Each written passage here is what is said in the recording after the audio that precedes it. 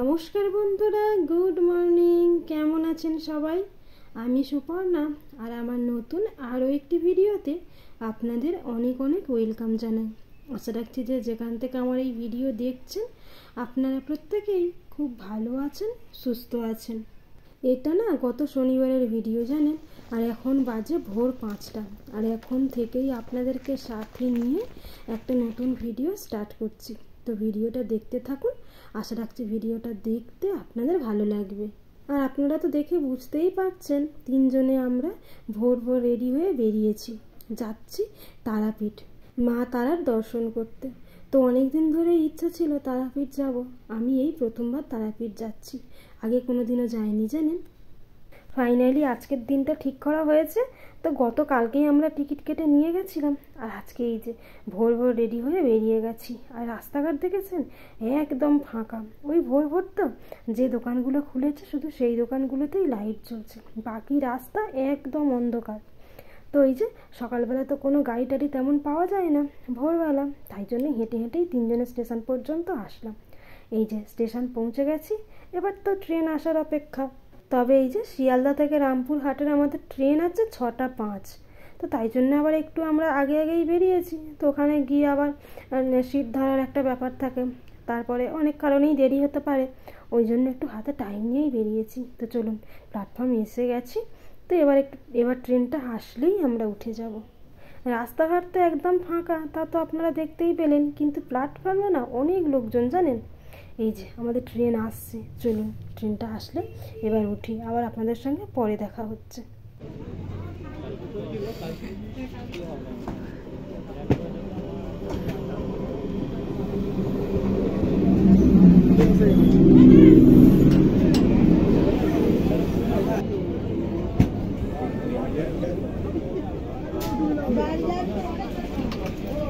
বাবা, আর এই যে আমরা শিয়ালদা নেমে গেছি, আর ট্রেনের মধ্যে কি প্রচণ্ড ভিড় ছিল দেখলেন। তবে যারা রেগুলার যাওয়া আসা করে ওনারাই বলছিলেন অন্যদিন এত ভিড় হয় না, আজকে হয়তো শনিবারের জন্যে একটু ভিড় আছে। অনেকে অনেক দূরে যাচ্ছে, কেউ মন্দিরে যাচ্ছে, কেউ বা বেড়াতে যাচ্ছে, আর কেউ বা কাজে যাচ্ছে। তো সেই জন্যই বললেন আজকে একটু ভিড়, তা না হলে এত ভোরের ট্রেনে এত ভিড় হয় না। তো এই যে আমাদের কাঞ্চনজঙ্ঘা এক্সপ্রেসে আমরা যাব রামপুরহাট। তো ট্রেনটা দিয়েছে এই 14 নম্বর প্ল্যাটফর্মে। চলুন, এবার এই যে আমাদের ট্রেন দাঁড়িয়েও আছে, এবার গিয়ে তাড়াতাড়ি সিটটা ধরতে হবে। আর এই সিটটা ধরার জন্যে একটু তাড়াতাড়ি করে আসা জানেন, প্রায় এখনও 1 ঘন্টা 15 মিনিট মতন বাকি আছে। কিন্তু ওই যে তা না হলে আমরা তো আগে টিকিট কাটিনি, তাই জন্য আমাদের রিজার্ভেশন হয়নি। আমরা গতকালই টিকিট কেটেছি আর আজকে যাচ্ছি, ওই জন্য আমাদের জেনারেল টিকিট কেটেই যেতে হচ্ছে। তো যাই হোক, চলুন, অনেক লাইন পড়েছে জানেন, চলুন ট্রেনের মধ্যে উঠি এবার।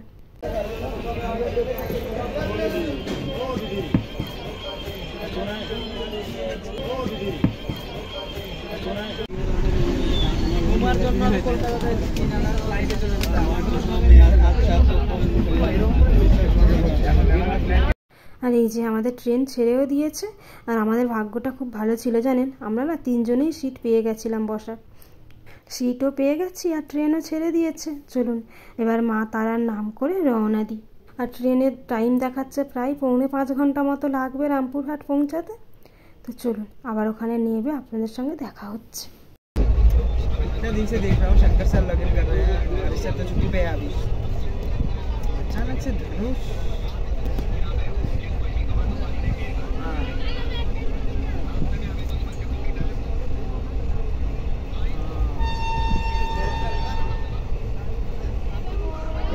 আর প্রায় এখন 11টা বাজে জানেন, আমরা এই সবে ট্রেন থেকে রামপুরহাট স্টেশন নামলাম। এবার দেখি হেঁটে গিয়ে আবার তো অটো ধরতে হবে। তবে জানেন এক্সপ্রেস ট্রেন কিন্তু ওই যে একদম দিকি করে এসছে, যে টাইম দেখাচ্ছিল প্রায় 15 থেকে 20 মিনিট লেটে আমরা এই রামপুর স্টেশনে আসলাম। তো চলুন এবার যাওয়া যাক, চলো এইদিকে চল, সাইডে আয়।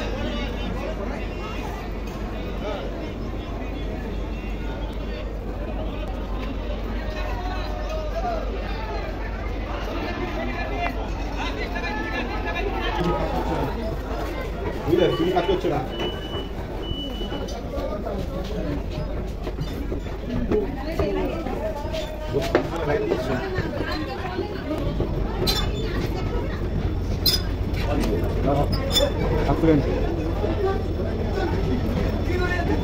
চলো এইদিকে।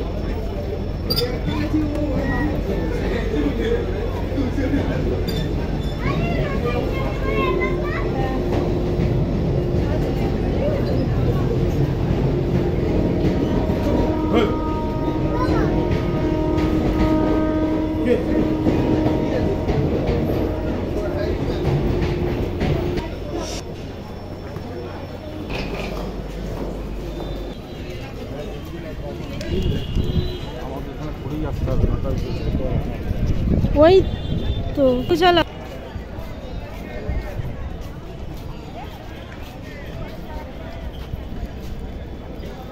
রামপুরহাট স্টেশন, আমরা স্টেশন থেকে বাইরে চলে এসেছি, আর এটা স্টেশনের বাইরের দিকটা।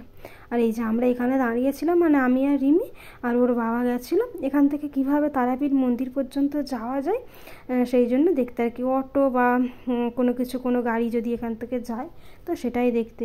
আর আমাদের সঙ্গে ব্যাগ ছিল তো ওই জন্য বললো তোমরা এখানে দাঁড়াও, আমি আগে দেখে আসি।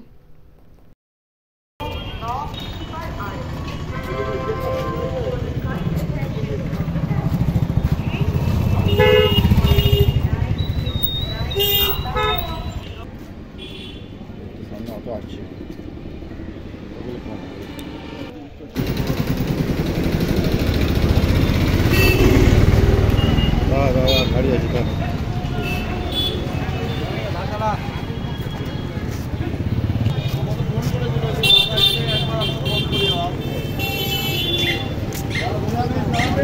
আমরা প্ল্যাটফর্ম থেকে 5 মিনিট মতো হেঁটে আসলাম জানেন। তারপরে এই যে এখানে এই অটো দাঁড়িয়ে আছে, এই অটোতে করে আমরা এবার চলে যাব তারাপীঠ মন্দির।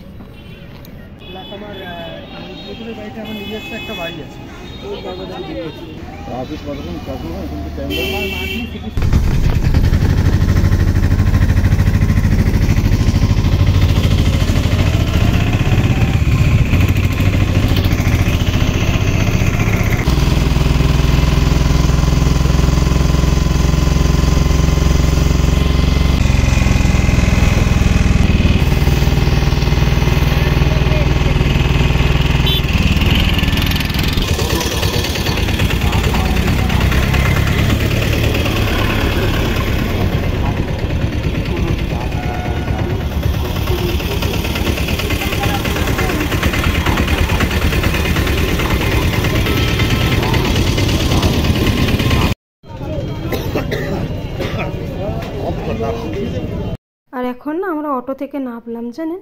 রামপুরহাট স্টেশন থেকে এই তারাপীঠ পর্যন্ত আসতে প্রায় আধ ঘন্টা টাইম লেগে গেল। আমরা তো ভেবেছিলাম 10-15 মিনিট মতো টাইম লাগবে, খুব বেশি টাইম লাগবে না, কিন্তু না, দেখলাম আধ ঘন্টা লেগে গেল। যাই হোক তারাপীঠ নেবে, আর এই যে আমরা এদিক সেদিক খুঁজতে খুঁজতে হোটেলই খুঁজছিলাম, তো এই হোটেলটা মোটামুটি পছন্দ হয়েছে। তো এখানে যে সমস্ত ফর্মালিটিস আছে তো এগুলো এখন সেগুলোই চলছে। আর এই হোটেলের এই যিনি দাদা আছেন তো ওনাকেই আমরা জিজ্ঞেস করছিলাম এখন আমরা পুজো দিতে পারবো কি না। তো এখন তো প্রায় 12টা বেজে গেছে।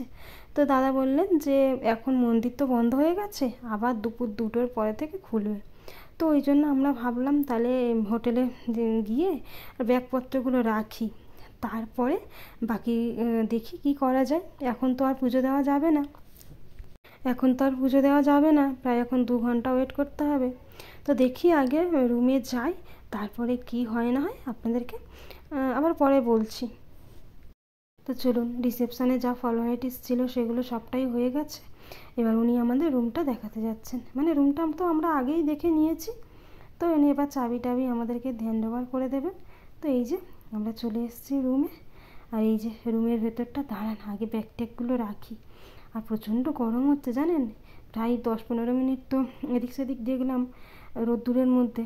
তো এই যে এসেই আগে একটু বসলাম, আর এই যে রুমের এই বারান্দা আর একদম রাস্তার ওপরে, বেশিটা দূরত্ব নয়, একদম রাস্তার উপরেই আমরা রুমটা নিয়েছি। আর ওই যে মেন রোড, এই যে এখানে মেন রোড, আর মায়ের মন্দির রাস্তার ওপারে, আর আমরা আছি রাস্তার এপারটাতে। আর আপনাদেরকে তো বললামই এখন 12টা বেজে গেছে আর মন্দির খুলবে আবার সেই দুপুর 2টোর সময়। তো ওই জন্য আমরা ঠিক করলাম যে সেই ভোরবেলা তো বেরিয়েছি ঘর থেকে প্রায় 4:45টার সময়, তো তখন থেকে সেরকম একটা কিছু খাওয়া হয়নি জানেন। আর তিনজনের বেশ খিদে পেয়ে গেছে। আর এই যে ওই জন্য ভাবলাম একটু নিরামিষ কোনো খাবার খেয়ে আসি। এই যে আলুর তরকারি আর কচুরি এই খেয়ে নিয়ে তারপরে এই যে রুমে এসে একদম স্নান টান করে রেডি হয়ে নিয়েছি। আর আমি এই যে রেডি হয়ে গেছি, আমি আগে স্নান করেছি, তারপরে রিমি স্নান করেছে, আর এখন ওর বাবা গেছে স্নান করতে। তো এই যে স্নান টান করেছি তো একটু ঠান্ডা লাগছিল, তাই এই যে বারান্দায় এসে আবার একটু দাঁড়িয়েছিলাম। আর এই যে আমি এই শাড়িটা নিয়ে এসেছিলাম ওই পুজো দেওয়ার জন্যে, সাদা লাল আনলে ভালো হতো। তো এই যে এই শাড়িটা সাদা গোলাপি আছে, তো ভাবলাম ঠিক আছে তাহলে এই শাড়িটাই নিয়ে যাই, এটা পরেই মায়ের মন্দিরে যাব পুজো দিতে। যাই হোক আমি এখন পুরোপুরি মোটামুটি রেডি হয়ে গেছি। তো এবার ওর বাবা রেডি হয়ে গেলেই তারপরে বেরিয়ে যাব মন্দিরে পুজো দিতে। আর গেলেও তো আর সঙ্গে সঙ্গে পুজো দেওয়া হবে না, আবার কত লাইন পড়বে না পড়বে, ওখানেও একটু টাইম লাগবে। তো ওই জন্য একটু টাইম নিয়েই হাতে বেরোবো। তো এই যে আপনারা দেখতেই পাচ্ছেন তিনজনে রেডি হয়ে বেরিয়ে গেছি। তো এবার প্রসাদ নেবো, নিয়ে তারপরে যাব মন্দিরের দিকে।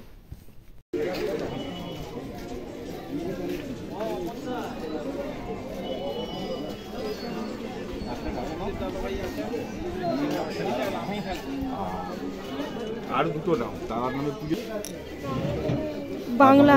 আর এই রাস্তা দিয়ে হাঁটতে কি ভালো লাগছিল জানেন, রাস্তার দুপাশে মন্দিরে যেরকম হয় আর কি, দুপাশে প্রসাদের দোকান, তারপরে কত কিছু পিকচার টিকচার এটা সেটার দোকান, বেশ ভালো লাগছিল। তো এই যে আমরা চলে এসেছি, এই দোকান থেকে আমরা প্রসাদ নেব। তো যে ঠাকুরমশাই আর কি আমাদের পুজো করিয়ে দেবেন, তো উনি বললেন তোমাদের কার কার নামে পুজো দেবে, তো সেই নামগুলো লিখে দিলে একটু ভালো হয়, তা নাহলে ওই মন্দিরে তো অনেক ভিড় হবে, ওখানে ওই বলে আর কি পুজো করানো যাবে না। তো এই জন্য আর কি রিমিকে বললাম তো তুই একটু লেখ, ওকে ওই বলে দিচ্ছিলাম আর ওই যে লিখে দিচ্ছিল।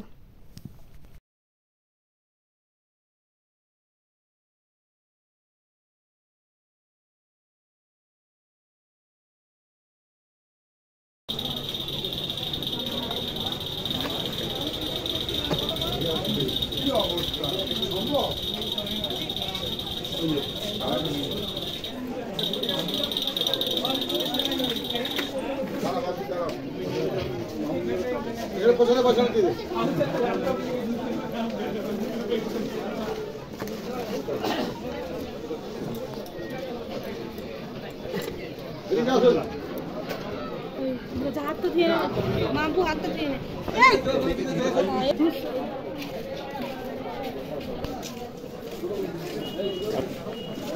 আর এই যে এখন নাম গোত্র সবটা লেখানো হয়ে গেছে, আমাদের প্রসাদও দিয়ে দিয়েছেন। আর এই যে সামনে যিনি যাচ্ছেন ঠাকুরমশাই, উনিই আমাদের পুজোটা করিয়ে দেবেন। তো চলুন এবার মন্দিরের দিকে যাই। না এটা হোক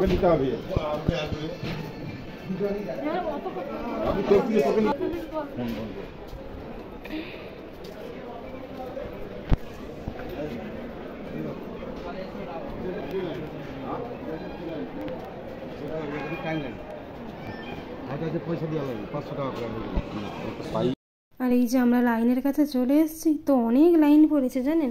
তো ঠাকুরমশাই আমাদেরকে বললেন যদি আমরা ভিআইপি লাইনে পুজো দিতে চাই তো দিয়ে দিতে পারি, সেক্ষেত্রে মাথা পিছু 500 টাকা করে লাগবে। আর যদি নাট মন্দির থেকে মায়ের দর্শন করে পুজো করিয়ে দেন উনি, তাহলে তাড়াতাড়ি হয়ে যাবে। তো আমরা বললাম না, আমরা ভিআইপিতেও লাইন দেবো না আর নাট মন্দির থেকেও দেখবো না, এত কষ্ট করে যখন এসছি একদম সামনে সামনে মাকে দর্শন করবো। তো আমরা লাইন যতক্ষণই লাগুক লাইন দিয়েই আমরা মায়ের পুজো দেব। তো এই যে ওই জন্য উনি ওনার ফোন নাম্বার সবই দিয়ে দিয়েছিলেন।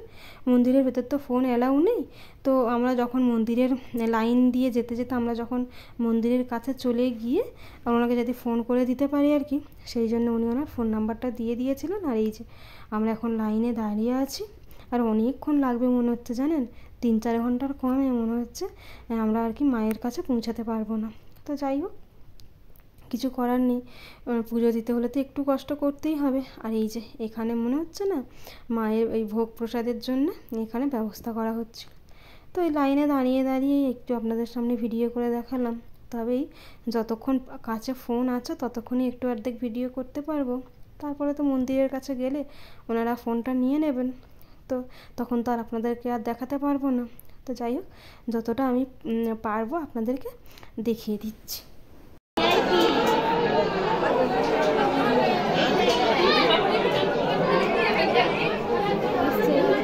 আর এই যে আপনারা তো আমাকে দেখে বুঝতেই পারছেন, আমাদের কিন্তু মায়ের পুজো দেওয়া হয়ে গেছে। আর মাকে একদম কাছ থেকে খুব ভালো করে দর্শন করলাম জানেন, একটু টাইম লাগলো কিন্তু একদম খুব ভালোভাবে একদম পুজোটা মায়ের সামনে দিয়ে করতে পারলাম। তো যাই হোক, এখন না এখানে আমাদের যে ঠাকুরমশাই পুজো করিয়েছিলেন ওনাকে খুঁজছিলাম, তো ওনার আর কি ঝুড়ির মধ্যে ওই ধূপ মোমবাতি ওগুলো ছিল, তো পুজো তো করা হয়ে গেছে, ওগুলো এখন ধরানোর জন্য। তো যাই হোক, চলুন, সামনেই নাট মন্দির ছিল, তো দেখি আপনাদেরকে নাট মন্দির থেকে মায়ের দর্শন করাতে পারি কি না।